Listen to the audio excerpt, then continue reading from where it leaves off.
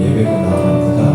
우리 모두 함께 영상으로 예배드릴지라도 단정한 옷차림 그리고 몸과 마음가짐으로 예배를 함께 준비해 주시기 바랍니다. 그리고 잠시 기도하는 시간 갖겠습니다.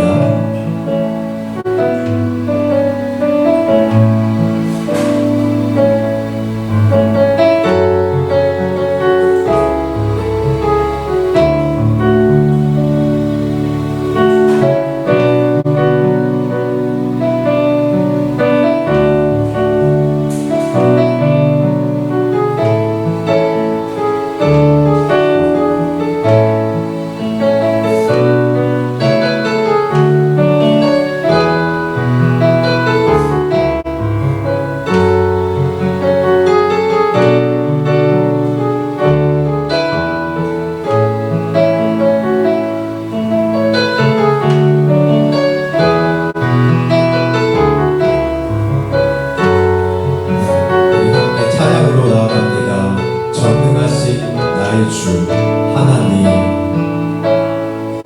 전능하신 나의 주 하나님은 능치 못하실 일 전혀 없네. 우리의 모든 강구로 우리의 모든 생각도 우리의 모든 꿈과 모든 소망도 신실하신 나의 주 하나님은 우리의 모든 괴로움 바꿀 수 있네. 불가능한 일을 하시고 죽은 자를 일으키시니 그를 이긴 자 아무도 없네. 주의 말씀 의지하여 있는 곳에 금을 던져 오늘 그가 놀라운 일을 이루시는 것 보라.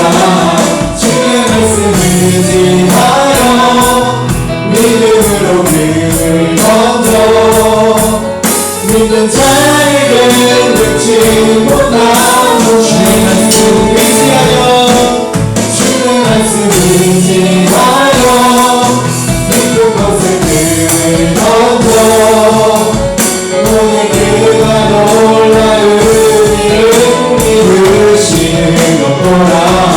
주의 말씀 의지하여 믿음으로 금을 던져 믿는 자에게 능치 못한 함께 기도합니다. 주님, 이 시간 믿음으로 주님을 바라보려 합니다. 아버지 그 영혼을 온전히 주님만 바라볼 수 있도록 주여 도와주시옵소서. 성령님 우리 영혼을 붙잡아 주시옵소서. 성령님 우리 영혼을 붙잡아 주시옵소서. 이 시간 주님을 의지하며 나가기 원합니다. 오직 주님만 바라보기 원합니다. 전심으로 주님을 구하며 나가기 원합니다. 주여 도와주시옵소서. 주여 도와주시옵소서. 주의 말씀 의지하여 주의 말씀 의지하여 그 곳에 금을 던져 오늘 그가 놀라운 일을 이루시는 것 보라. 주의 말씀 의지하여 믿음으로 금을 던져 믿는 자에게 능치 못하다. 주의 말씀 의지하여 깊은 곳에 금을 던져 오늘 그가 놀라운 일을 이루시는 것 보라. 주의 말씀 의지하여 믿음으로 그 마지막으로 부르짖다. 믿는 자에게 능치 못함 없네. 전능하신 우리 주 하나님, 이 시간 온전히 주님만 구하고 주님만 바라볼 수 있도록 우리 영혼을 붙잡아 주시옵소서.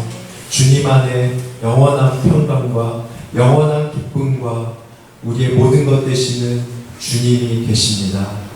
이 시간 일탁하오며 예수 그리스도 이름으로 기도합니다. 아멘.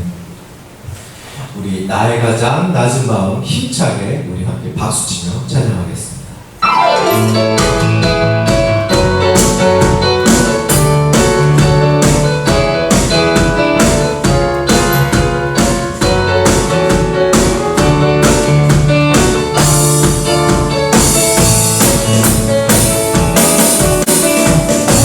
가장 많은 마음 주님께서 기뻐하시고 작은 일에 큰 기쁨을 느끼게 하시는도다. 내가 지쳐 무력한데 주님 내게 힘이 되시고 아름다운 하늘나라 내 맘에 계시는도다. 우리에게 축복하신 하나님 사랑 낮은 나를 높여주시고 아름다운 하늘나라 허락하시고 내 모든 것 대리하시네. 우리에게 축복하신 하나님 사랑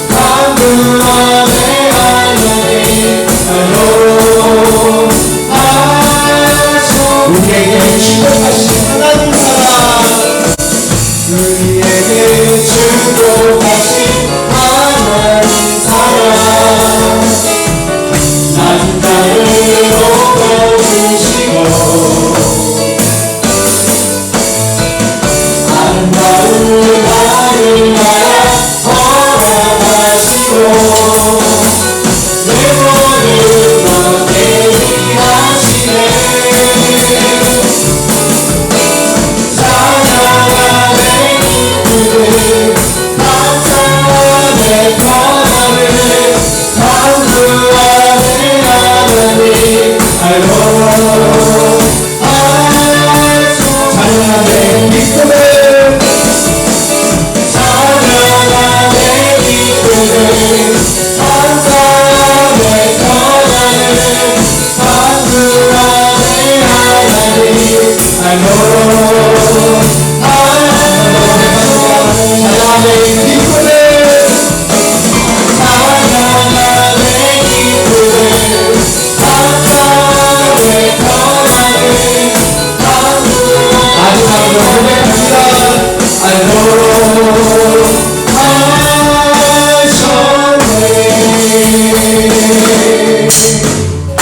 주님께 영광의 박수 올리겠습니다. 우리 앞뒤 옆에 분과 한번 인사하겠습니다. 주님께서 우리의 소망이요 기쁨 되십니다. 주님께서 우리의 소망이요 되십니다. 네, 우리 마지막으로 나 오직 주를 함께 찬양하겠습니다.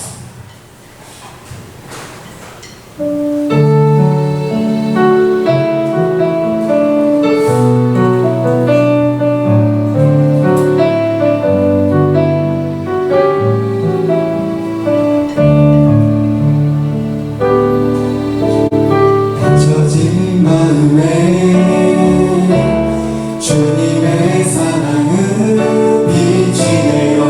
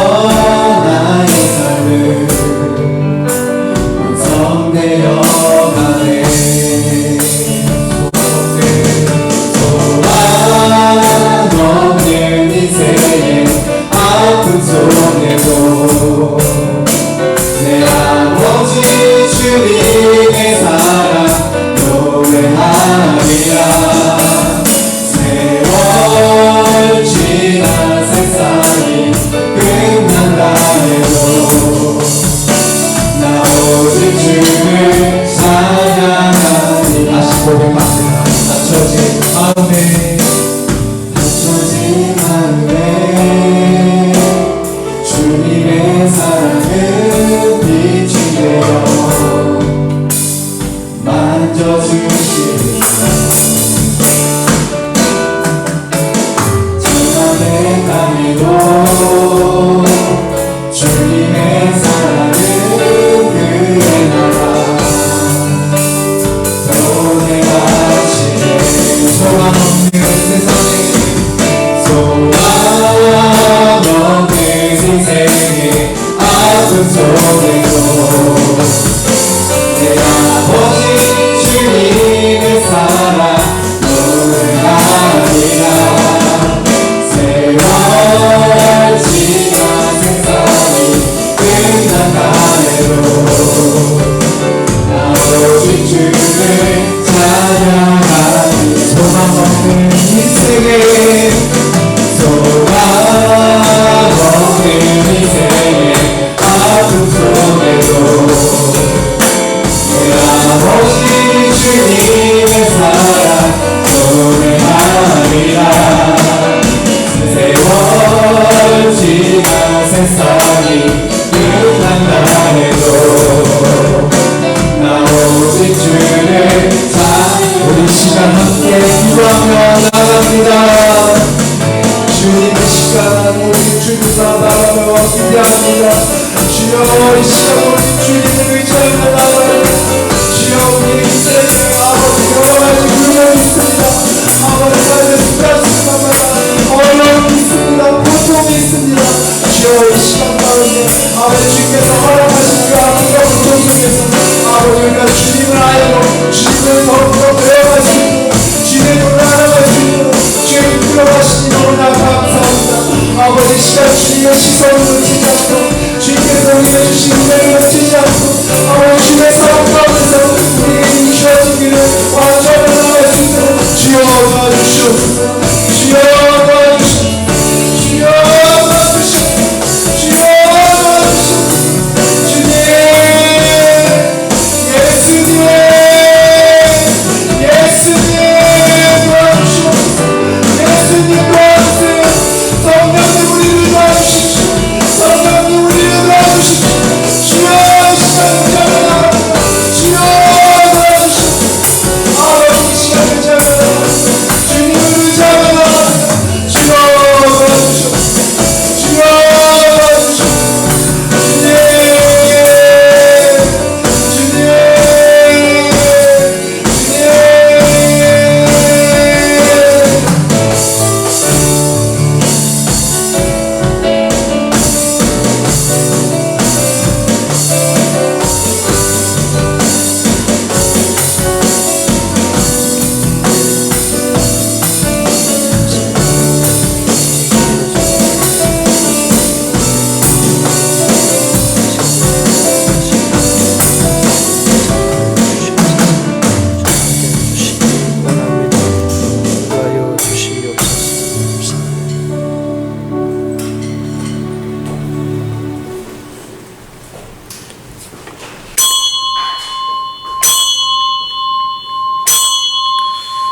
우리 다 함께 묵도 들으심으로 9월 마지막 주일 예배를 아버지 하나님 앞에 드리도록 하겠습니다. 우리 다 함께 묵도 드리겠습니다.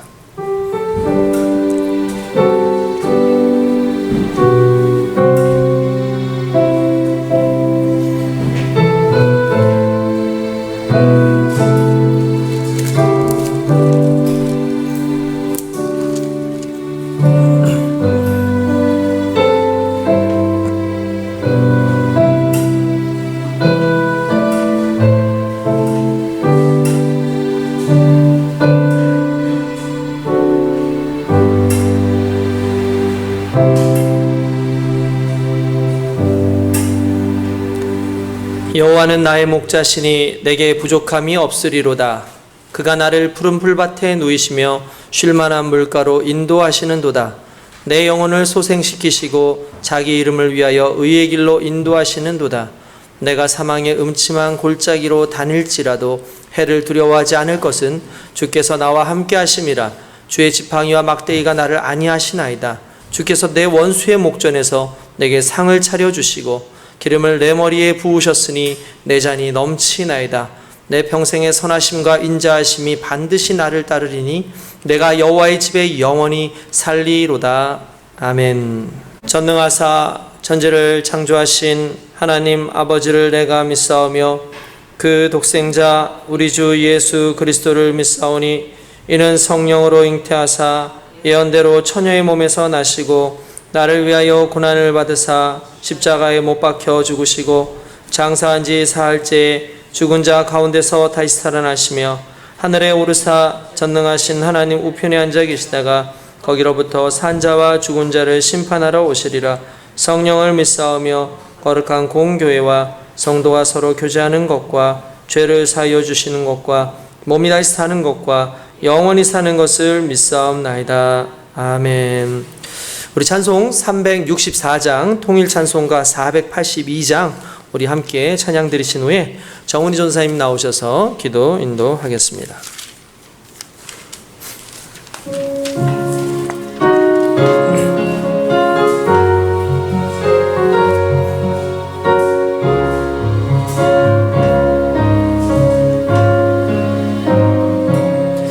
내 기도하는 그 시간 그때가 가장 즐겁다. 이 세상 근심 걱정에 얽매인 나를 부르사 내 진정 소원 주 앞에 난 낯이 바로 아래여 불행 당해 슬플 때 나 위로받게 하시네. 내 기도하는 그 시간 내게는 가장 귀하다. 저 광야 같은 세상을 끝없이 방황하면서 위태한 길로 나갈 때 주께서 나를 이끌어 그 보좌 앞에 나가 그 은혜 받게 하시네. 내 기도하는 그 시간 그때가 가장 즐겁다. 이때껏 죄은 큰 죄로 내 마음 심히 아파도 참마음으로 뉘우쳐 다 숨김없이 아뢰면 주 나를 위해 복 주사 새 은혜 부어 주시네. 내 기도하는 그 시간 그때가 가장 즐겁다. 주 세상에서 일찍이 저 요란한 곳 피하여 빈들에서 나 산에서 온 밤을 세워 지내사 주 예수 친히 기도로 근본을 보여 주셨네. 아멘.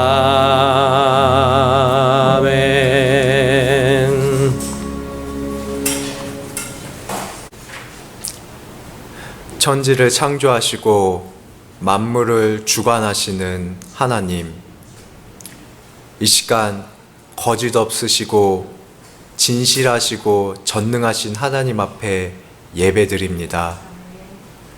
하나님, 주님께 나가기에 너무나 부족하고 한없이 부끄러운 우리지만 예수 그리스도를 통해 나타내신 그 사랑을 의지하여 나아가오니 주여 우리를 깨끗게 하시고 받아 주시옵소서. 그리고 예배드리는 우리의 마음이 진실되이 간절히 주님을 사모할 수 있도록 성령님 우리를 주장하여 주시옵소서.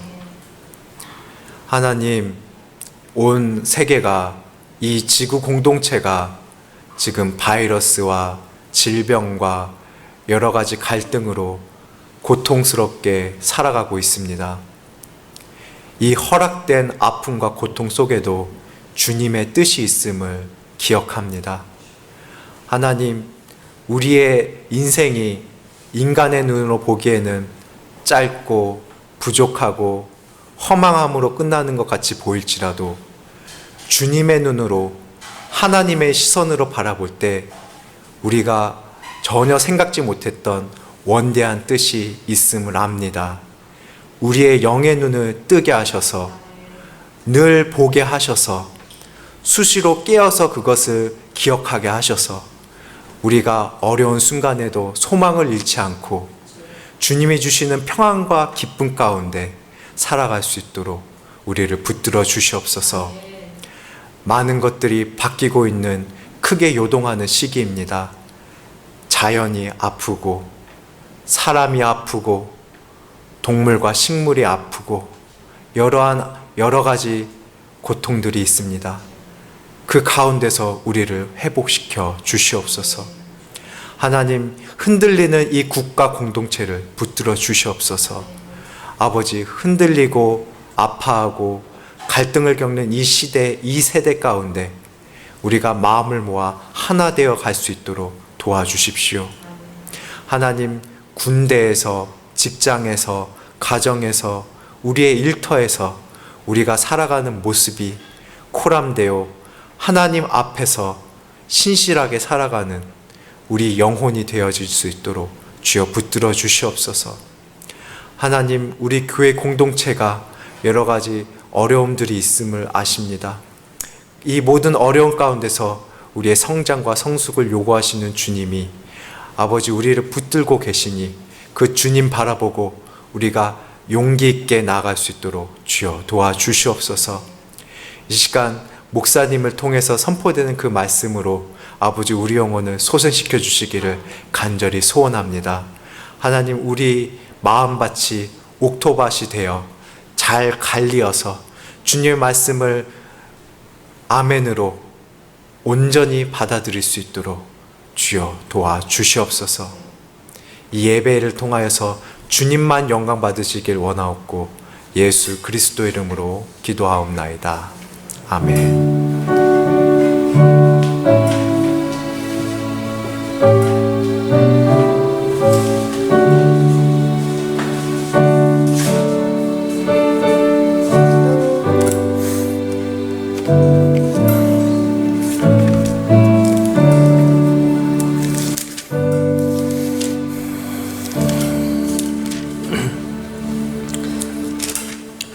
오늘 함께 은혜 받으실 하나님 말씀은 우리 골로새서 1장 9절에서 12절까지의 말씀을 함께 보도록 하겠습니다.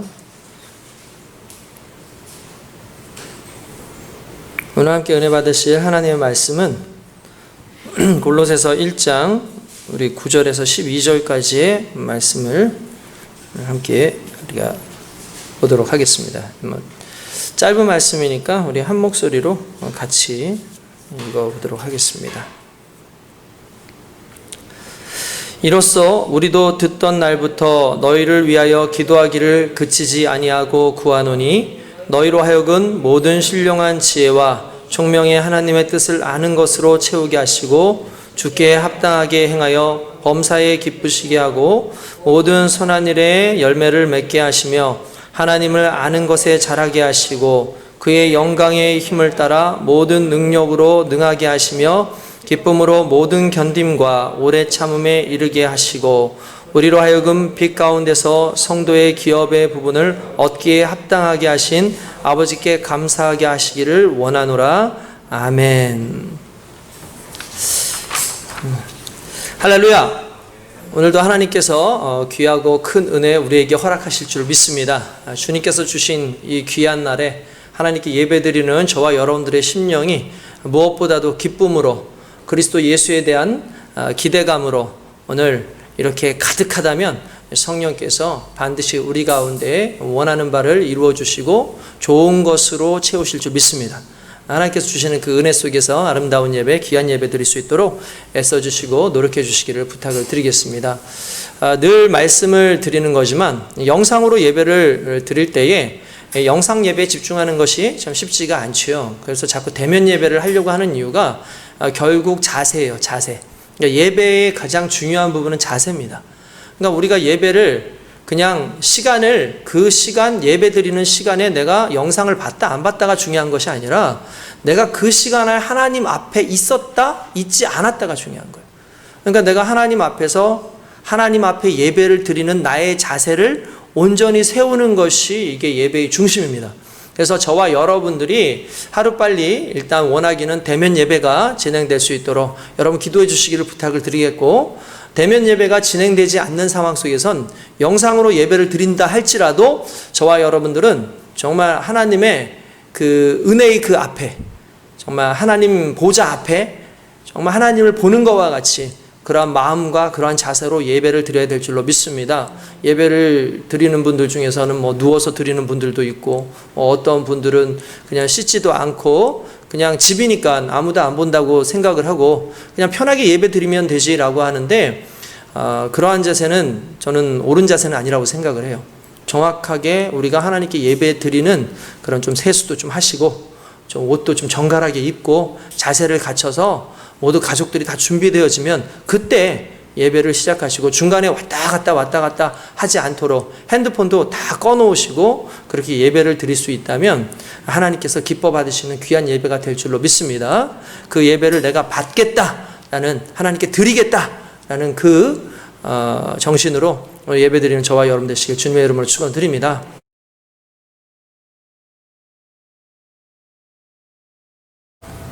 사랑의 하나님 감사합니다. 오늘 이렇게 하나님께서 불러주신 은혜의 자리에서 예배드리며 하나님께 영광 돌리오니, 특별히 하나님의 말씀으로 우리를 영화롭게 하시고 우리의 삶 가운데 계획하신 하나님의 뜻을 익히 알 수 있도록 인도하여 주시옵소서. 늘 하나님 앞에 나의 삶을 드리기 위하여 애쓰고 노력하는 우리 성도들의 그 모습 가운데 늘 아버지 하나님께서 주신 그 말씀이 그것이 힘이 되게 하시고 우리 삶을 움직이는 원동력이 되게 하셔서 오늘도 하나님 앞에 기대하는 마음으로 나온 모든 이들이 주님 주시는 말씀 속에서 또 새로운 힘을 얻고 하나님 영광을 구하는 거룩한 인생 되게 하여 주시옵소서. 감사하고 예수님의 이름으로 기도드리옵나이다. 아멘. 할렐루야. 하나님께서 오늘 저와 여러분들에게 큰 은혜 내려주실 줄 믿습니다. 오늘 말씀을 듣는 자가 하나님의 은혜를 받을 뿐만 아니라 이 말씀 속에서 깨닫고 그 말씀을 행하는 자들이 하나님의 영광 가운데 거하는 거룩한 백성 될 줄로 믿습니다. 오늘 하나님의 은혜의 말씀을 통해서 저와 여러분들이 오늘 이 자리에서 정말 새로운 변화함과 우리의 심령 가운데 하나님께 나를 맡기는 귀한 주님 앞에 나를 드리는 헌신이 있기를 주님의 이름으로 축원드립니다. 우리 옆에 있는 분들하고 한번 이렇게 인사를 나눴으면 좋겠습니다. 하나님은 나의 모든 것입니다. 시작. 하나님은 나의 모든 것입니다. 하나님은 나의 모든 것입니다. 나의 주인은 하나님이십니다. 시작. 나의 주인은 하나님이십니다. 아멘. 그렇습니다. 우리 주인은 하나님입니다.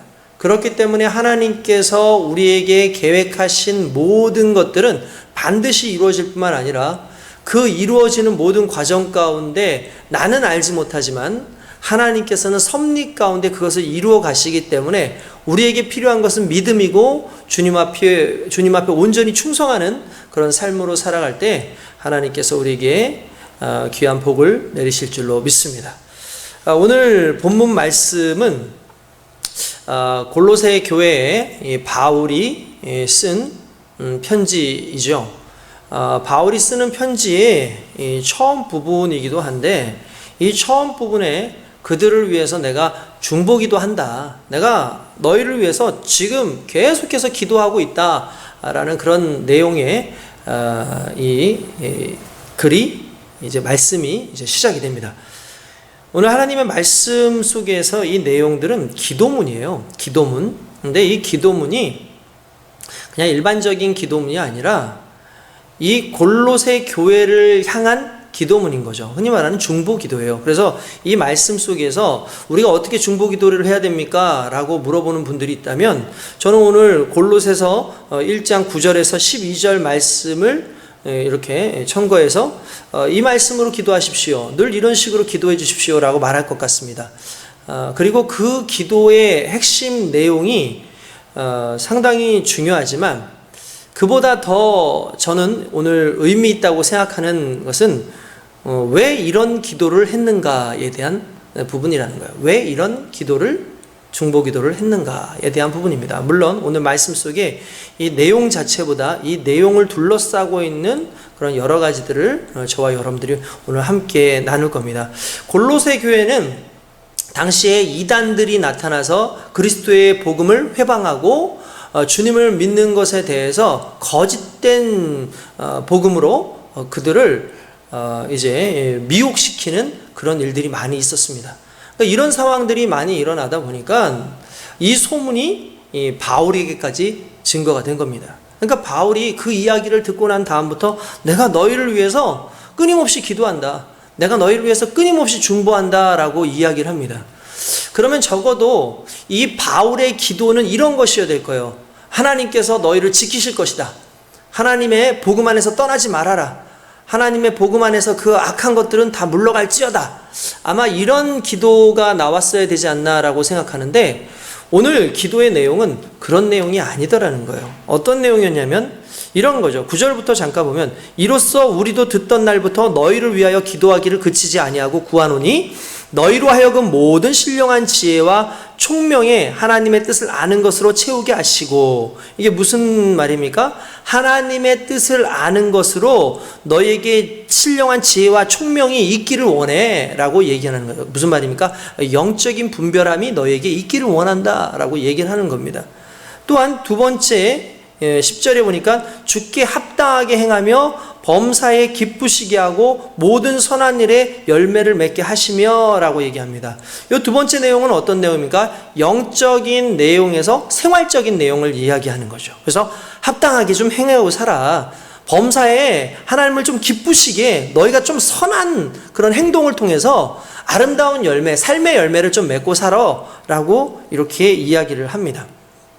그리고 11절에 가니까 그의 영광의 힘을 따라 모든 능력으로 능하게 하시며 기쁨으로 모든 견딤과 오래 참음으로 이르게 하시고 라고 되어 있어요. 이건 무슨 말입니까? 하나님께서 주신 그 소망을 향해서 달려갈 때 하나님의 그 영광의 힘을 가지고 좀 능력 있게 살아봐, 기쁨으로 살아봐, 또한 모든 것을 견디고 오래 참음으로 하나님의 영광을 나타내봐 라고 얘기하는 거예요. 이거는 성도의 삶이죠. 성도가 이제 주님 오실 그때까지 이 땅을 살아가면서 하나님의 능력으로 살아야 되는 것은 너무나 당연한 것이고요. 또한 그 능력 안에서 기쁨과 모든 견딤과 오래 참음이 있어야 된다라는 것을 이야기하고 있는 겁니다. 그런가 하면 12절에 보면은 우리로 하여금 빛 가운데 성도의 기업의 부분을 얻기에 합당하게 하신 아버지께 감사하게 하시기를 원하노라 라고 합니다. 간단하죠? 하나님께서 우리에게 주신 그 영원한 천국, 성도의 그 기업, 이 부분에 대해서 항상 감사할 수 있게 하시기를 내가 기도한다 라고 이야기를 합니다. 여러분, 이 기도들의 내용은요, 골로새 교회만이 아니라 모든 성도들에게 당연히 적용되는 기도의 내용이에요. 제가 왜 이 이야기를, 이 설교의 내용을, 기도의 내용을 먼저 이야기를 하느냐? 우리는 적어도 어떤 문제가 생기면 그 문제를 위해서 기도를 하죠.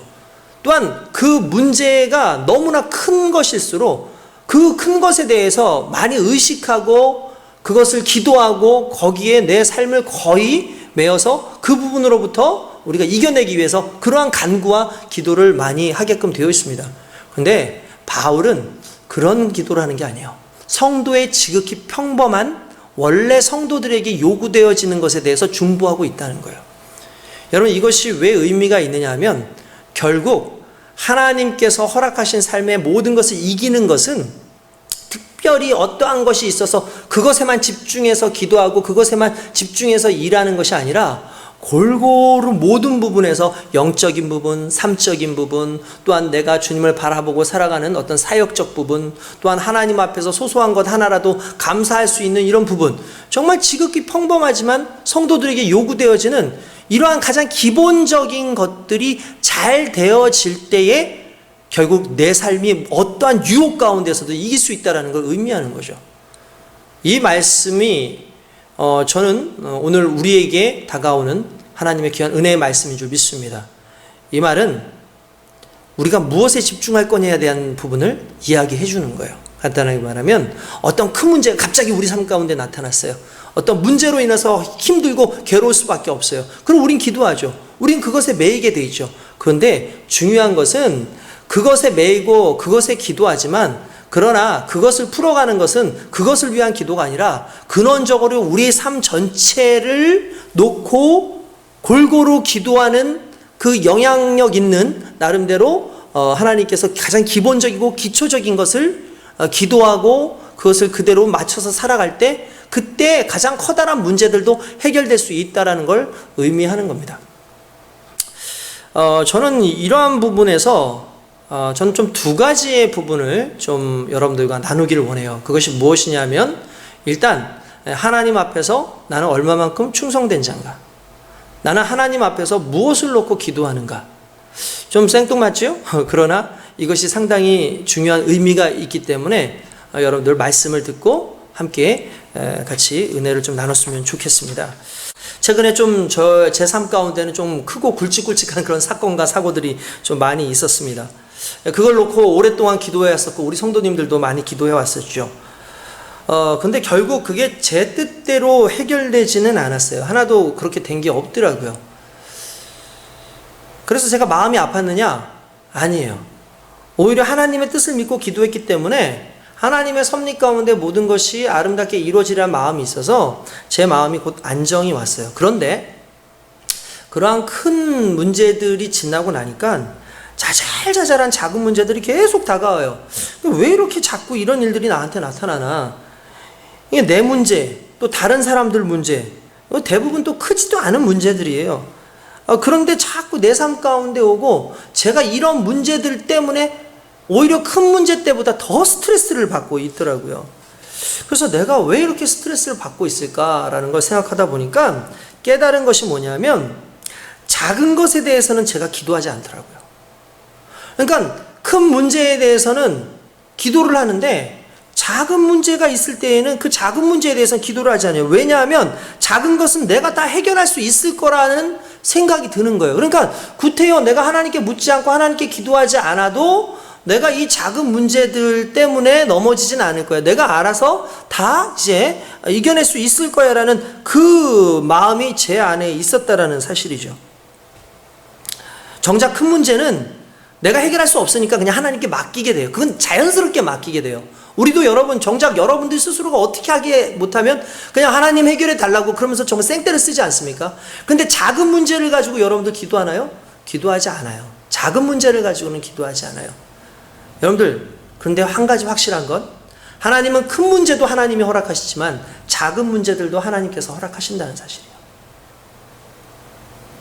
이 말은 다른 말로 하자면 하나님께서 계획하신 그 섭리 가운데 하나님이 보시기엔 큰 것이나 작은 것이나 다 똑같은 거예요. 왜? 하나님의 생각의 범주, 하나님의 계획의 범주 안에 모든 것이 들어와 있기 때문에 간단하게 하면 이건 내 영역이 아니라 하나님의 영역이라는 거죠.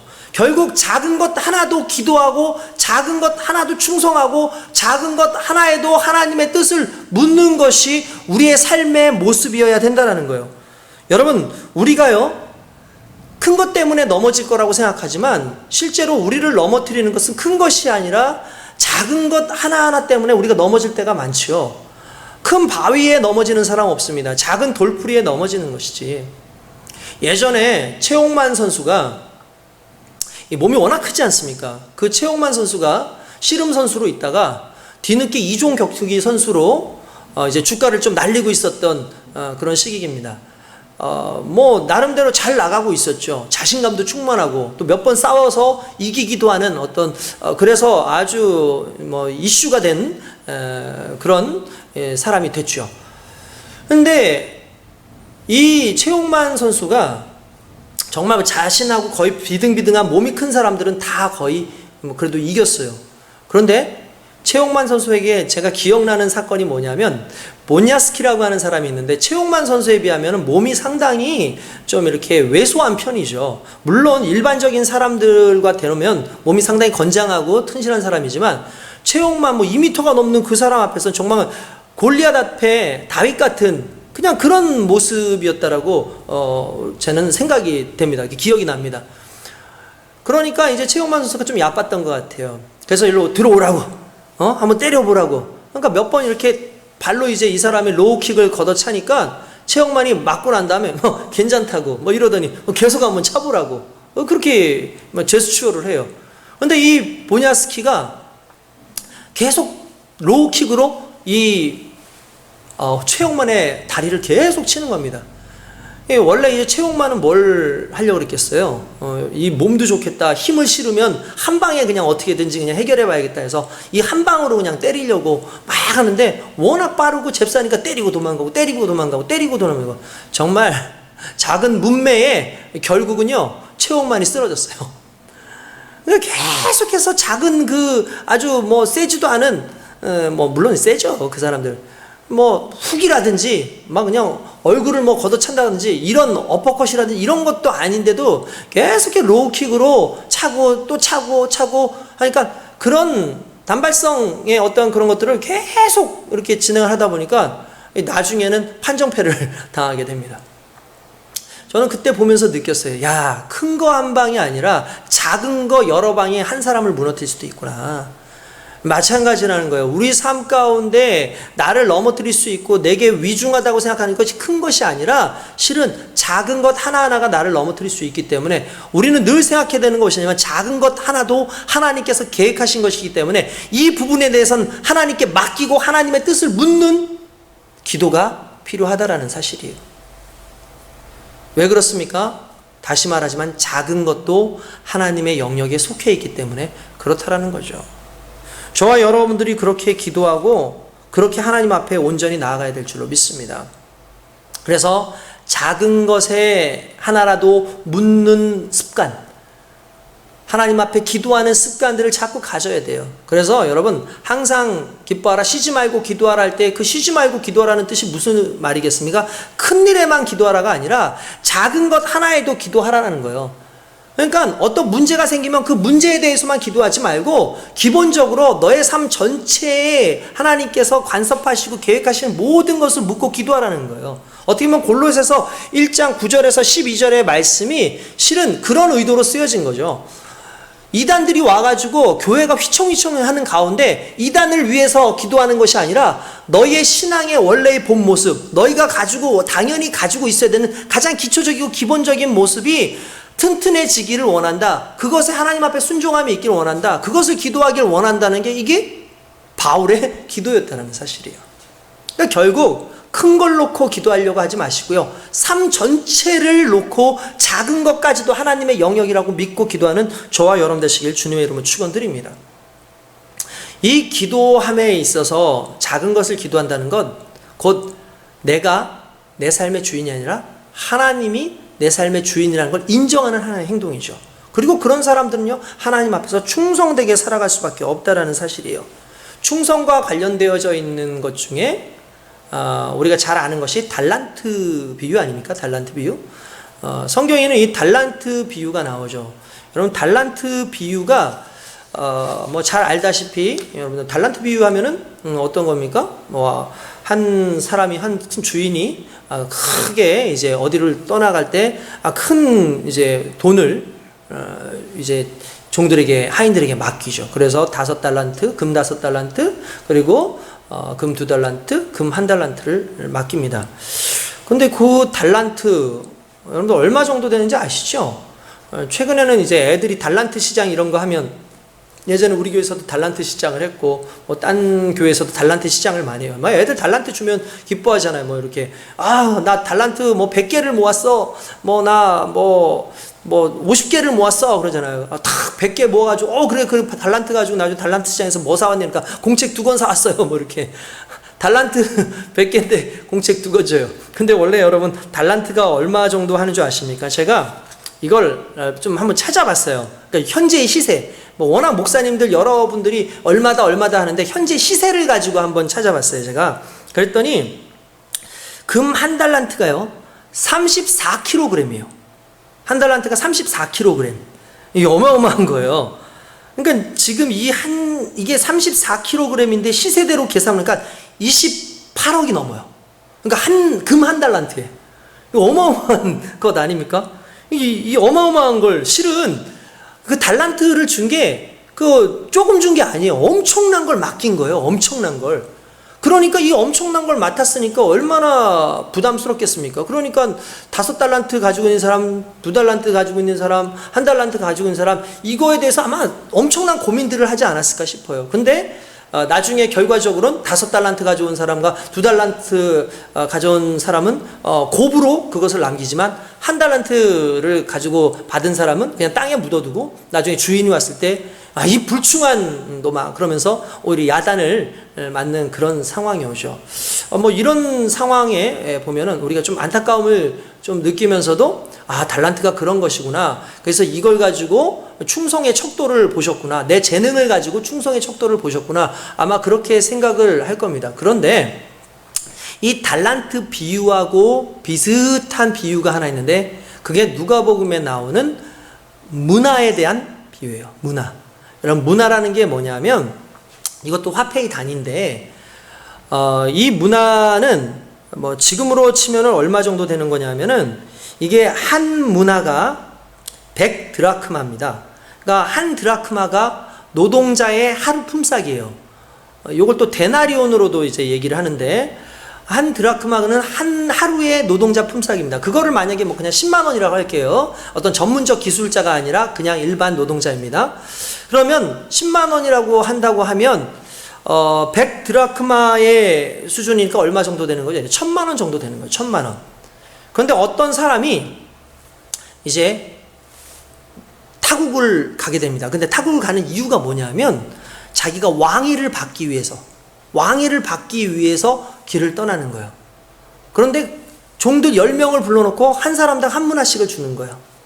한 문화씩을 주고 난 다음에 이 한 문화를 잘 관리해라 라고 얘기하고 떠나가는 거죠. 근데 여러분들 생각을 해보시죠. 달란트하고 차이를 비교해보면 진짜 이건 아무것도 아닌 거죠. 엄청난 차이 아닙니까? 그러니까 실제로 뭐 한 문화를 가지고 할 수 있는 게 뭐가 있을까? 뭐 좀 그런 생각이 들어요. 뭐 장사를 한다고 해도 뭐 크게 남길 수 있는 그런 뭐 큰 자금도 아니고 그런 생각이 들더라고요. 근데 여기서 한 가지 중요한 게 있어요. 이 사람이 그럼 째째한 사람이냐? 이 주인이 돈이 없어서 그랬을까? 아니에요. 여러분 왕위를 받으러 가는 사람이요. 왕위를. 그러면 한 나라의 왕이 되려고 하는 사람이죠. 여러분 왕위를 받는다는 게 무슨 의미냐면 이 당시는요. 여러분들 그 시대적 환경으로 봤을 땐 로마의 속국으로 있는 이스라엘이 로마의 속국으로 있었던 때예요. 우리가 잘 아는 헤롯 대왕이 헤롯이 어떻게 해서 왕이 될 수 있었느냐 하면 그는 애초에 왕이 될 수 있는 사람이 아니라 그냥 하스몬 왕조, 그러니까 이스라엘 왕조의 신하 중에 한 사람이었어요. 근데 이 하스몬 왕조의 이 신하 중에 하나였는데 이제 시리아 쪽에 셀루커스 왕조라고 하는 그 왕조가 들어서서 이스라엘 사람들을 자꾸 압박하고 있을 때 그들에게 잘 보였어요. 그래서 나름대로 실권을 붙잡고 있었습니다. 그러다가 나중에 그의 아들 때에 돼서는 어떤 일이 일어나냐면은 로마에 가게 돼요. 그래서 로마에 가서 거기에서 인준을 받고 인정을 받아서 로마가 이 이스라엘을 이제 점령을 했는데 그 로마에 가가지고 참 잘 이렇게 자기가 아부도 떨고 또 나름대로 해가지고 왕으로서 인정을 받게 되고 군사까지 데리고 와가지고 그 지역에 있었던 다른 반란 세력들을 진압하고 자기가 거기에 왕이 되는 거예요.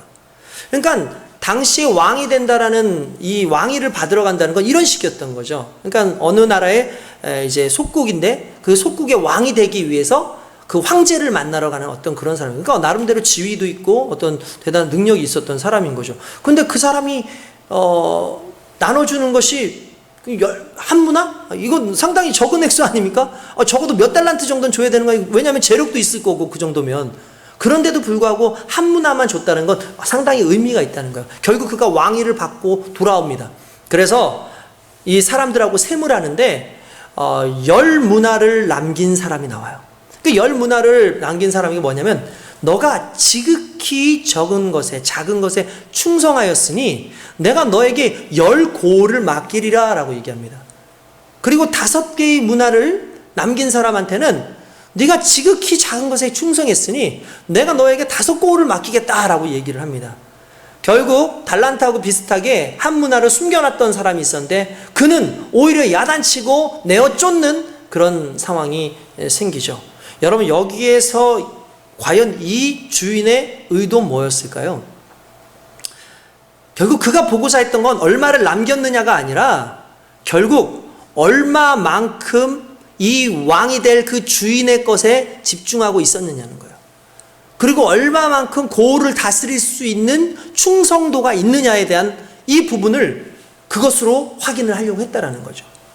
결국 고을을 맡기려고 보니까 가장 좋은 건 이 고을을 몇 고을을 주든 그걸 잘 감당할 수 있는 그 부분이 필요한데 그건 많이 남겼다 적게 남겼다가 아니라 얼마만큼 충성했느냐에 대한 부분이라는 거예요.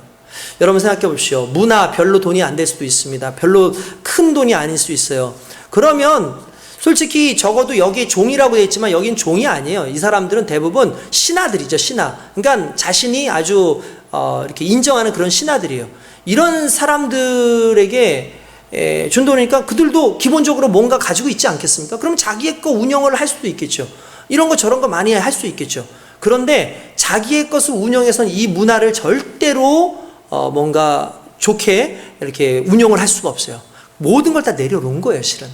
그리고 무엇에만 집중을 한 거예요? 이 문화만 집중을 한 거죠. 내가 이 적은 문화지만 이 문화를 어떻게 내가 주인을 기쁘시게 할 수 있을까? 내가 이 문화로 어떻게 주인을 기쁘게 할 수 있을까를 생각했다는 거죠. 그리고 결국 그것을 주인은 충성되다라고 얘기를 한 거예요. 여러분, 내게 받아진 이 조그만 사명, 적은 것들, 적은 문제들, 이걸 그냥 내 입장에서 보면 그냥 지나칠 수 있고 기도하지 않을 수 있고 그 뜻을 묻지 않을 수도 있어요. 그런데 이것을 누가 허락하셨느냐를 다시 생각해야 되는 거예요. 하나님이 내 상황을, 하나님께서 내 이 모든 것을 하나님께서 만드셨다는 거죠. 그러면 그 하나님이 주신 것, 그 하나님이 만드신 계획들, 작은 것 하나라도 기도하고 뜻을 묻는 데에 우리의 삶을 다한다면 그것이 충성된 인생이고, 그리고 그렇게 묻는 과정이 바로 기도의 과정이라는 걸 믿으시길 주님의 이름으로 축원드립니다. 여러분, 주님께 자꾸 묻는 연습들을 해야 돼요. 자꾸 하나님 앞에 모든 걸 물어봐야 됩니다. 기도해야 됩니다. 충성스러운 자들은 하나님의 뜻을 알길 원하죠. 하나님, 내가 어떻게 하길 원합니까? 대표적인 케이스가 누굴까요? 다윗입니다. 다윗은요 정말 충성된 사람 아닙니까? 하나님과 마음이 합한 자 아닙니까? 얼마만큼 충성을 했습니까? 그는 모든 일을 할 때 항상 하나님께 물어봐요. 항상 하나님께 여쭤봐요. 하나님, 올라갈까요? 그래, 올라가라. 하나님, 올라갈까? 아니, 올라가지 마라. 그럼 올라가지 않아요. 올라가라면 올라가요. 죽일까요, 말까요? 이런 모든 것까지, 심지어 사소한 것 하나하나까지 하나님 앞에 다 여쭤보고 하나님의 뜻을 묻는 자였다는 거예요. 그런 자가 충성되지 않을 수 있겠습니까? 하나님의 뜻을 묻는데, 충성되지 않은 자의 뜻이 좀 특징이 뭔지 아십니까? 하나님께 묻지 않아요. 하나님께 기도하지 않아요. 충성이라는 건 뭡니까? 하나님을 의지하는 거죠. 하나님을 믿는 거죠. 그리고 하나님의 뜻을 내 뜻으로 여기는 게 충성된 거예요. 기도하지 않는데 하나님의 뜻을 어떻게 합니까? 이거 작은 것이니까 나 이거 먹으면 내가 알아서 할 수 있어. 근데 하나님의 뜻은 그렇지 않을 수 있잖아요. 물어봐야죠. 작은 것이라도 하나님 앞에 기도하고 평소에 모든 삶 하나하나를 하나님 앞에 묻고 기도하는 그것이 내게 되어졌을 때 겸손함과 충성의 모습으로 저와 여러분들이 설 수 있는 줄 믿습니다. 이러한 모습들이 우리 삶 가운데 있어야 된다는 사실이에요. 다니엘 같은 사람 보십시오. 그에게는 항상심이라는 것이 있어요. 항상심. 무슨 말입니까? 변하지 않는 항상 똑같은 마음. 그게 뭘까요? 하나님께 묻고 하나님께 기도하는 걸 게을리하지 않아요. 한 달 동안 왕 이외에는 다른 어떠한 신들에게도 기도할 수 없다. 만약에 그렇게 한다면 사자굴에 던져버리겠다라고 합니다. 한 달 동안. 한 달 쉴 수 있잖아요. 우리 지금 여러분 한번 생각해 보세요. 우리 솔직히 한 달 동안 대면 예배 드리지 않고 비대면 예배 드립니다. 우리 마음 가운데 그런 생각하죠. 그래, 상황이 이러니까 비대면 예배 드려야지. 다니엘이면 어땠을까라는 생각을 해봐요. 다니엘이면 어땠을까? 물론 하나님은 어느 곳에든지 계시기 때문에 우리가 어느 곳에서든지 예배 드릴 수 있습니다. 그런데 적어도 우리의 마음은 좀 달랐으면 좋겠어요. 지금 상황이 어쩔 수 없이 그렇다고 할지라도 적어도 우리의 마음만큼은 항상 하나님 앞에 보란듯이 예배 드릴 수 있는 그런 좀 다니엘 같은 마음이 좀 있었으면 좋겠어요. 누가 보든 말든 항상 시간이 되면 하나님 보실 때 그냥 기도하는 그의 모습. 이러한 모습은 상당히 믿음 안에서 아름다운 모습이라고 생각합니다.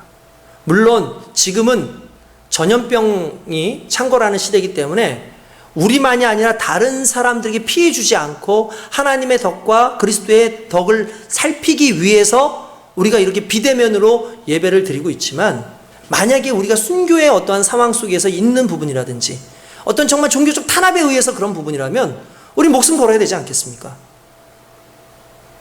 이 다니엘은 그렇게 한 거죠. 하나님 앞에 기도하는 거예요. 날마다 시간을 맞춰서 기도하고 하나님의 뜻을 묻고, 결국 그 뜻을 묻는 가운데 하나님께서 그에게 응답하시고 사자굴에서도 건져주시는 귀한 역사가 일어난 줄 믿습니다.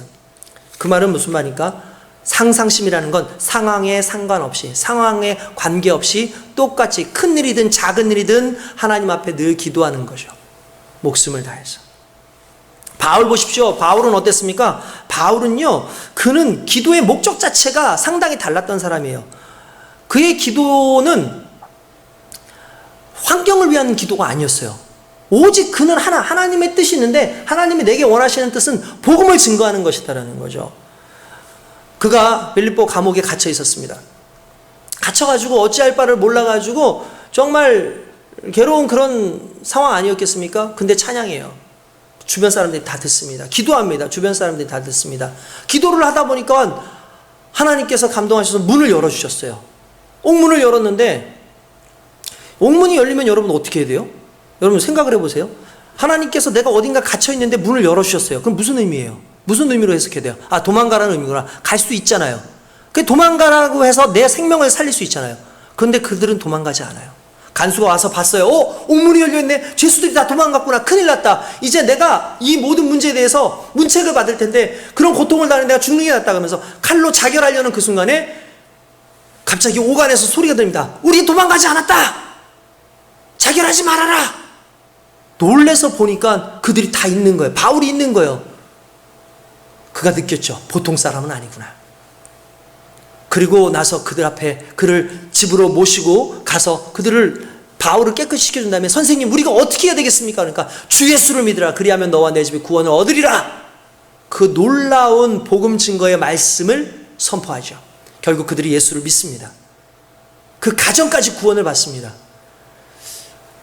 옥문이 열리는 건 도망가라고 열어놓은 건데 하나님의 뜻은 도망가는 데 있는 게 아니라 그 과정 가운데서도 결국 복음 증거하는 데 있었던 거예요. 바울은 그걸 기도했겠죠. 그걸 캐치했겠죠. 만약에 바울이 도망갔다면 어떻게 했을까요? 그 간수는 죽었을 거예요. 그 간수의 가족들도 어려움을 당했을 겁니다. 아마 그 간수의 그 가족들은 평생 바울, 크리스찬들에서 이를 박박 갈고 있었을지도 모릅니다. 그런데 그는 가장 선한 방법으로 하나님 앞에 나아가기 위해서 하나님께 기도하고 복음에 초점을 뒀다는 거죠. 왜? 하나님이 원하시는 게 그 복음의 증거 사역이었기 때문에. 무슨 말입니까? 하나님께 기도하는 자는 하나님께 충성된 자인 거예요. 저와 여러분들 그런 모습으로 있기를 원합니다. 로마를 갈 때에도 그렇지 않습니까? 로마서에 보니까 그렇게 나옵니다. 어떻게 하든지 이제 하나님의 뜻 안에서 너희에게 나아갈 좋은 길 얻기를 구하노라. 항상 기도했어요, 바울이. 나 로마 꼭 갈게. 로마 꼭 갈게. 하나님께서 좋은 길 주실 거야. 라고 기도했어요. 근데 여러분 좋은 길 주셨어요? 아니에요. 이 종으로, 이제 죄인의 신분으로 가게 됐죠. 그게 좋은 길입니까? 바울이 보기에는 좋은 길이 아닐 수 있어요. 그런데 하나님 앞에서 그것을 좋은 길이라고 믿는 이유는 하나님께서 계획하신 것이기 때문에 그런 거죠. 결국 어떻게 됩니까? 가장 안전한 방법으로 하나님께서 그를 이끄시고 그 가는 과정 가운데 많은 사람들이 그리스도 예수를 믿는 복음의 놀라운 역사를 일으켜 주셨다는 거예요. 복음의 길이 가장 좋은 길이었던 거죠. 하나님의 뜻을 묻고 하나님의 계획을 따르고 작은 것 하나 또 하나님께서 섭리 가운데 해주시기를 바라고 기도하는 그것이 결국 큰 문제까지도 해결할 수 있는 가장 강력한 힘이라는 것을 가장 잘 알고 있는 사람이었다고 생각합니다. 예수님은 어떻습니까? 예수님은 어떤 분이셨나요? 기도는요, 결국 충성할 수 있는 힘을 얻는 거예요. 예수님께서 십자가를 달리시기 전에 뭐라고 말씀하십니까? 아버지여, 할 수만 있거든 이 잔을 내게서 옮겨주십시오.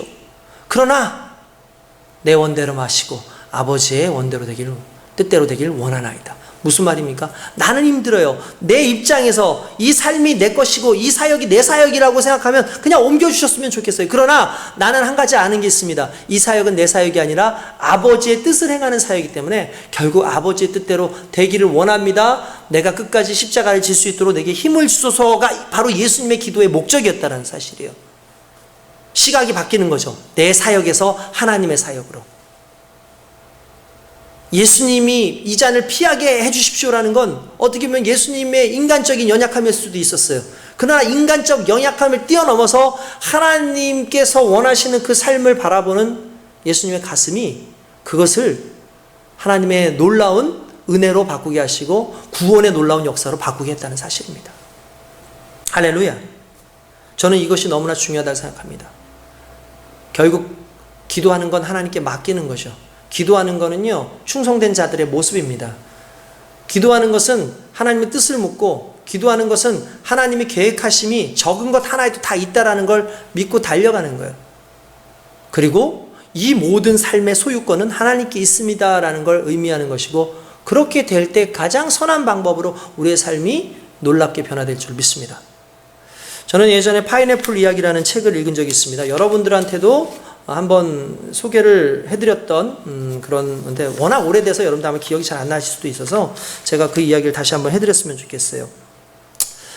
더치 뉴기니라고 하는 곳이 있습니다. 이제 이 더치 뉴기니라는 곳에 어떤 한 선교사가 선교를 가게 됐습니다. 선교를 가서 이제 가보니까 이 원주민들이 다 산 위로 올라가서 사는 거예요. 그러니까 이 사람들을 내려오라고 해야 되는데 이 사람들이 내려오게 할 만한 뭔가 그래도 좀 그들에게 좋은 메리트가 있는 어떤 뭔가를 좀 보여줘야 될 거 아닙니까? 그래서 상점을 만들었고요.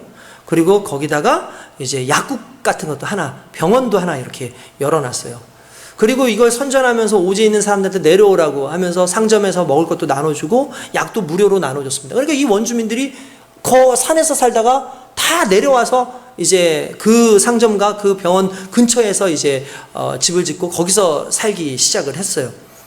그리고 그들을 먹여 살려야 된다는 생각이 있으니까 어떻게 하면 그들을 좀 잘 살게 해줄 수 있을까 해서 생각한 게 뭐냐면 파인애플 농장을 만든 겁니다. 크게 파인애플 농장을 만들고 이 농장을 운영하면서 이 사람들한테 파인애플을 좀 키워달라고 얘기를 한 거예요. 그리고 나서 그들에게 삭슬, 임금을 다 줬다라는 거죠. 그러니까 뭡니까? 이제 고용 창출을 한 거죠. 그래서 그렇게 한 겁니다. 파인애플이 잘 익어가는데 행복하죠. 그 선교사님이 만든 파인애플 밭, 야 나도 저 맛있는 파인애플, 야 요거 따서 먹으면 맛있겠다라고 생각을 했었고 또 이걸 또 가져다 팔면은 얼마나 좋을까라는 그런 생각을 했겠죠. 그리고 그런데 이제 파인애플이 노릇노릇하게 아주 맛있게 익어갈 쯤이 됐는데 어느 날 보니까 맛있게 익어갈 만한 파인애플들이 사라져 있는 거예요. 누군가 따간 겁니다. 도대체 누가 따갔나 도저히 알 수가 없는 상황에서 화가 나죠. 그래서 그 일하는 사람들한테 누가 따갔냐고 얘기하니까 아무도 얘기를 안 하는 겁니다. 분명히 내가 임금삭을 줬는데 그런데 나중에 보니까 이 사람들이 따가는 거예요. 그 일한 사람들이 그걸 따가는 거예요. 그래서 얘기를 한 거예요. 따가지 마라. 내가 임금도 주고 그러는데 이거 너희 거 아니고 내 건데 왜 가져가느냐 하면서 그렇게 얘기를 합니다. 그러니까 이 사람들이 안 가져갈 줄 알았는데 그래도 여전히 따가는 거예요. 선교사가 시간이 갈수록 너무 화가 나는 겁니다. 너무 화가 나가지고 어떻게 했냐면은 그 사람들한테 막 윽박도 지르고 막 나름대로 막 여러 가지 상황들에 대해서 막 이제 막 엄포를 놨어요. 너희들 자꾸 그러면 내 상점 문을 닫겠다. 너희들 자꾸 그러면 병원 문을 닫겠다. 뭐 그렇게 얘기를 합니다. 근데 이 사람들은 여전히 그걸 따가는 거예요. 화가 나죠. 그래서 아는 게 아니라 진짜 상점 문을 그냥 닫았어요. 그리고 난 다음에 그래도 이 파인애플이 이제 좀 보존되지 않을까 했는데 여전히 파인애플은 없다. 또 화가 났어요. 그래서 약국문을 닫아버렸습니다. 그 사람들이 와가지고 아프다고 약을 열려고 하는데 안 된다고. 당신들이 이런 못된 버스를 고치기 전까지는 내가 절대로 문을 안 열 거라고 이렇게 얘기를 합니다. 근데 문제는 뭐냐면 그 사람들이 상점과 이런 약국이 있으니까 와가지고 거기서 머무는 거지. 안 그러면은 그때 여기 있을 필요가 없죠. 그러니까 원주민들이 다 올라갔어요. 그래서 다시 거기에서 짐승들 잡고 산에서 뭐 식물 키우고 그렇게 사는 거예요. 이게 원래 복음을 증거하려고 왔는데 또 그건 아니잖아요. 그래서 다시 약국도 열고 상점도 열고 그들을 불렀습니다. 그런 다음에 그들한테 물어봤어요. 도대체 왜 그렇게 하느냐? 왜 이렇게 파인애플을 훔쳐가냐 했더니 한 사람이 그렇게 얘기를 합니다. 우리에겐 풍습이 하나 있는데, 우리에겐 전통이 하나 있는데 심은 사람이 임자입니다. 곡식을 심든 무엇을 심든 그걸 심고 관리한 사람이 먹게끔 되어 있습니다 라고 얘기하는 겁니다. 왜냐하면 내가 심었기 때문에 내 것이라는 거죠. 이 선교사님이 그 말을 듣고 나니까 어이가 없는 거예요. 근데 한편으로는 기도하다 보니까 자신의 연약함과 하나님 앞에 불충을 생각하게 된 거야. 이게 내 게 아닌데. 내가 여기 온 것은 저들로 하여금 그리스도의 복음을 증거하고 저들에게 하나님의 선한 모습을 보이게 한 것인데 내가 이거 내게 소유되어 있다라고 스스로 생각하다 보니까 저들이 내 것을 가져갔다는 것 때문에 분노하고 있구나. 내 것이라고 생각하니까 분노하고 있구나. 그래서 그때부터 마음을 고쳐먹고 이렇게 했어요. 자, 사람들 모여놨을 때 여러분, 저는 이 밭을 하나님께 드렸습니다. 이 밭은 다 하나님의 것입니다. 그러니 여러분들이 가져가시든 말든 저는 신경 안 쓰겠습니다 하고 왔다는 거예요. 근데 사람들이 진짜 계속 가져가는데 아무런 반응을 안 해요. 화도 안 내요. 약도 그냥 웃으면서 잘 나눠줘요. 그러니까 사람들이 이상하게 생각합니다. 그런데 얼마 있지 않아서 사람들이 와가지고 그럽니다. 이거 이 밭 다시 가져가라고. 당신이 가져가면 안 되냐고. 그래서 왜 그러냐 그랬더니 이 밭을서 파인애플을 가져가고 난 다음에 우리 자꾸 안 좋은 일들이 생기는 것 같다. 근데 왜 안 좋은 일이 생기나라고 생각해 봤더니 이게 하나님 밭이라고 당신이 그랬기 때문에 이거 하나님 거 아니냐. 그러니까 우리가 자꾸 하나님 걸 도적질하니까 하나님께서 우리한테 벌 주시나 보다. 이렇게 얘기를 하더라고요. 그래서 가져가라고. 다시 가져가면 안 되냐고. 왜 가져가라는 거예요? 당신 거면 우리가 훔쳐가겠다 이거죠. 그런데 나는 안 가져간다. 이건 하나님께 드린 거다. 하나님의 것이니까 당신이 알아서 해라. 그러니까 그들이 뭐냐면 아니라고. 우리도 건드리지 않을 테니까 지금 노랗게 익은 거 이거 다 따가면 안 되냐고. 나는 신경 쓰고 싶지 않다고. 아니라고. 제발 좀 가져가 달라고. 결국 그 노란 것을 익은 것을 이 선교사님이 따왔어요. 그리고 그 사람들에게도 똑같이 나눠주니까 중요한 건 사람들이 그러는 겁니다. 야, 우리가 선교사님에 대해서 오해하고 있었다. 나쁜 선교사님인 줄 알고 아주 그냥 욕심 많은 선교사인 줄 알았는데 그런 사람이 아니었구나. 오히려 복음이 증거되면서 그들이 예수를 믿기 시작하더라는 거예요. 깨달은 거죠. 내 것이라고 하는 순간 난 분노할 수밖에 없고 내 것이라고 하는 순간 원망할 수밖에 없는데 하나님 것이라고 내려놓는 순간 오히려 하나님께서 일하시는구나. 얼마 있지 않아서 이 선교사님의 아들이 큰 병이 들렸습니다. 10병이 났어요. 거의 죽어가는 겁니다. 이 아이가 곧 죽을 것 같아요. 의사를 데려올 수도 없어요.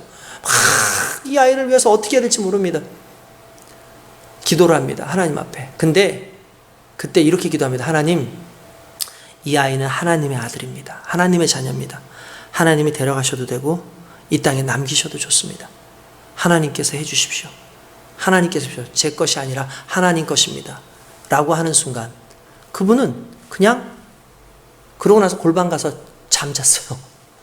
자고 아침에 일어났더니 밖에서 시끄러운 소리가 들려서 나왔더니 이 아들이 벌떡 일어나서 돌아다니고 있는 거예요. 다 나은 거죠. 나는 고칠 수 없는데 하나님께 드렸더니 하나님이 고치시더라는 거예요. 무슨 말입니까? 기도는 하나님께서 내 삶을 개입하시는 것일 뿐만 아니라 기도는 하나님의 것을 하나님께로 돌려드리는, 그리고 그 하나님이 일하실 수 있도록 내가 믿음으로 열어놓는 것이고, 그것이고 충성이라는 거예요. 충성이라는 단어를요, 헬라어로 피스토스라고 합니다. 그런데 피스토스하고 비슷한 단어가 있는데 피스티스라는 것이 있어요. 이게 무슨 뜻이냐니까 믿음이에요. 실은 믿음이라는 말에서 충성이 나온 거예요. 하나님을 믿기 때문에 하나님께 드리고, 하나님을 믿기 때문에 내가 기도할 수 있는 것이고, 그 기도하고 하나님의 뜻을 묻는 자만이 충성할 수 있고 하나님의 뜻을 알 수 있는 거죠. 내 영역에서 시각을 바꿔서 하나님의 영역으로 내 삶을 바라보고 나를 바라보면 하나님 앞에 기도할 수밖에 없고, 그 하나님의 뜻을 따라서 내가 충성하는 삶을 살게 되는 줄 믿습니다. 오늘 여러분 갑작스럽게 어떤 문제가 생겼다고 그 문제에만 매이지 마시고, 하나님께서 계획하실 모든 것은 크든지 작든지 모든 부분에 하나님의 것이라는 걸 믿는다면 우리의 삶의 전체를 놓고 하나님의 뜻을 묻고 하나님의 뜻을 이뤄가는 저와 여러분 될 수 있기를 주님의 이름으로 축원드립니다. 하나님께 맡기고 나아가는 자에겐 반드시 큰 은혜와 함께 모든 것 가운데 지극히 작은 것 하나에도 충성하는, 지극히 작은 것 하나도 이 문제를 하나님 앞에 아뢰입니다. 이것이 무엇인지 하나님께서 해결하여 주시기를 원합니다. 왜냐하면 이 모든 영역은 하나님의 것이기 때문이라고 겸손하게 내려놓을 때 문제의 해결함도 일어나고, 하나님의 영광도 우리 삶 가운데 있고, 우리 삶 가운데 있는 어떠한 문제도 하나님 은혜 가운데 하나님의 개입으로, 하나님의 섭리로 다 하나님 보시기에 가장 선한 방법으로 해결될 줄로 믿습니다. 그렇게 살아가는 저와 여러분 되시기 원합니다. 코로나 시대입니다. 코로나를 위해서 기도합니다. 당연히 기도해야 되죠. 그러나 이럴 때일수록 우리 기본적인 거 기도합시다. 하나님, 내 믿음에 대해서, 내 영에 대해서, 하나님 내 생활에 대해서, 또 내가 하나님께 감사하고 있습니까? 또 내가 하나님의 능력으로 살고 있습니까? 가장 기본적인 것들 다시 한번 뒤돌아보고 그것을 놓고 기도하는 저와 여러분 될 수 있길 주님의 이름으로 축원드립니다. 우리 다 함께 기도드리겠습니다. 거룩하신 하나님 감사합니다. 오늘 우리가 우리의 삶을 뒤돌아봅니다. 내 앞에 있는 큰 문제, 작은 문제. 큰 문제는 내가 해결할 수 없으니 하나님 것이고, 작은 건 내가 해결할 수 있으니 내가 한번 해보겠습니다 라고 하는 그 순간에 우리는 교만해집니다. 우리는 내 힘을 의지합니다. 그러나 우리가 깨달아야 될 것은 크든지 작든지 모든 것은 다 하나님의 영역에 속한 것이기 때문에 우리는 하나님의 뜻을 묻고 하나님이 이루시기를 원합니다. 아버지 하나님께서 함께 하소서. 아버지 하나님께서 특별히 우리의 기도를 들어주셔서 우리에게 말씀하여 주시면 우리가 순종하겠나이다. 그 순종에 충성하겠나이다. 작은 것 하나라도 하나님의 것임을 믿고 하나님이 계획하신 것이라는 걸 믿고 달려가길 원합니다. 내 삶 가운데 주어져 있는 모든 것들 속에서 하나님 앞에 온전히 세워져가는 하나님의 충성스러운 믿음의 일꾼 되어지도록 주님 붙잡아 주시옵소서. 감사하고 예수님의 이름으로 기도드리옵나이다. 아멘. 오늘은 특별 찬양을 한번 드렸으면 좋겠습니다. 오늘 이 찬양이 저와 여러분들에게 큰 울림이 되어지고 하나님의 뜻을 묻고 하나님의 뜻대로 살아가는 그런 사람들의 고백이 되는 찬양이 되기를 원합니다.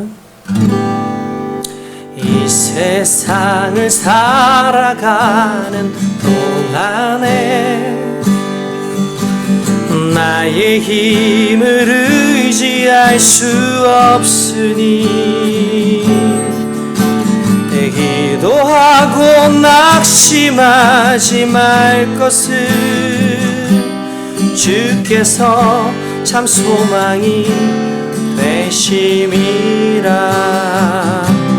하나님의 꿈이 나의 비전이 되고 예수님의 성품이 나의 인격이 되고 성령님의 권능이 나의 능력이 되길 원하고 바라고 기도합니다.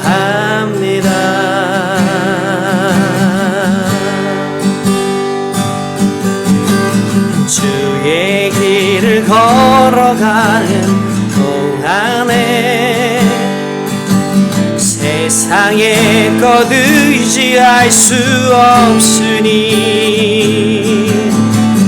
감사하고 낙심하지 말 것을 주께서 참 기쁨이 되심이라. 하나님의 꿈이 나의 비전이 되고 예수님의 성품이 나의 인격이 되고 성령님의 권능이 나의 능력이 되길 원하고 바라고 기도합니다. 하나님의 꿈이 나의 비전이 되고 예수님의 성품이 나의 인격이 되고 성령님의 권능이 나의 능력이 되길 원하고 바라고 기도합니다. 원하고 바라고 기도합니다.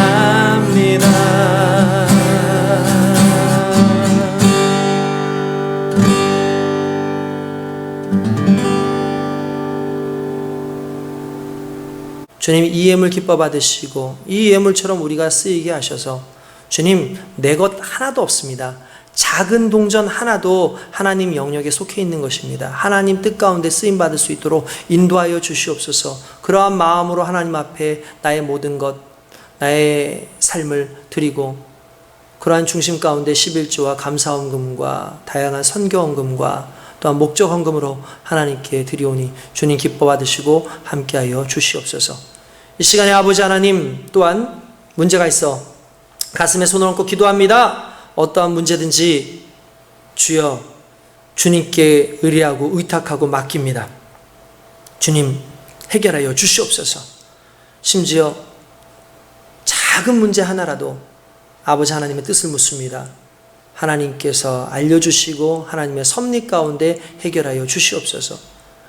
가정의 문제, 사업의 문제, 직장의 문제, 또한 학업의 문제, 진로의 문제, 사람과의 관계의 문제, 여러 모든 문제 속에서 아버지 하나님의 뜻을 묻사오니 그 뜻 가운데 온전히 충성하여 살아갈 수 있도록 힘주시고 결국 그 문제의 해결과 함께 하나님께서 강력하게 나를 사용하시는 것을 발견할 수 있도록 인도하여 주시옵소서.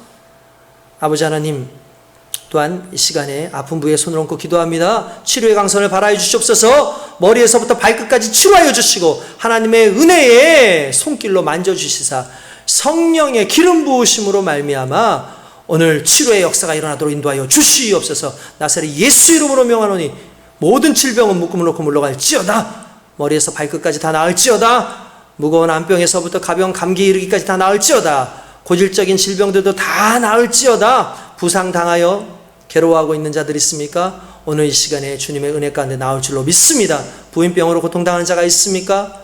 아버지 하나님께서 치료하여 주시옵소서.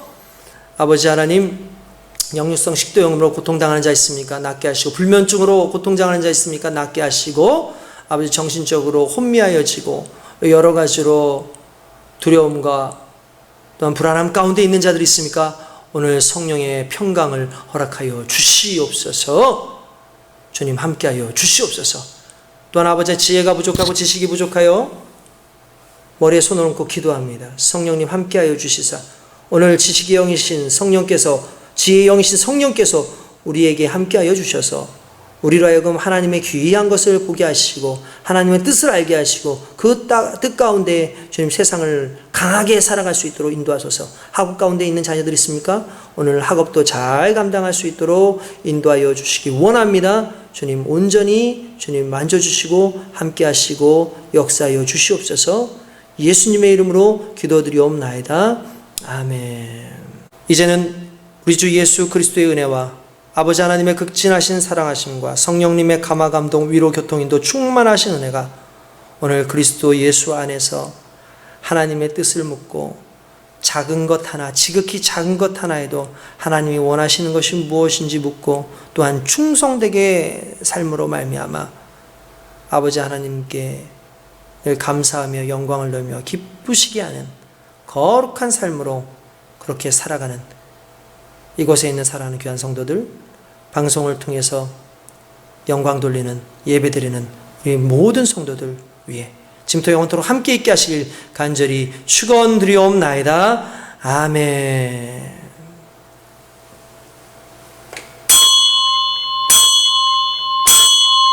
이것으로 예배의 모든 수서를 마치겠습니다. 우리 하나님께 감사와 영광의 박수 돌립니다. 할렐루야.